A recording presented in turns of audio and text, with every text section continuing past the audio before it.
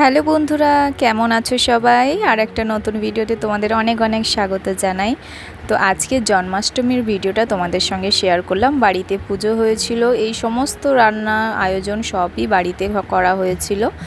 শাশুড়ি ননদ আমরা সবাই মিলেই করেছিলাম এবং তারপরে বাড়িতে পুজো টুজো সেরে সন্ধেবেলা একটা জায়গায় গেছিলাম, যেটা আমার ভীষণ প্রিয়। আমি অনেকবার গেছি, কিন্তু আজকে মনে হলো না গেলে অসম্পূর্ণ থাকবে জন্মাষ্টমীটা।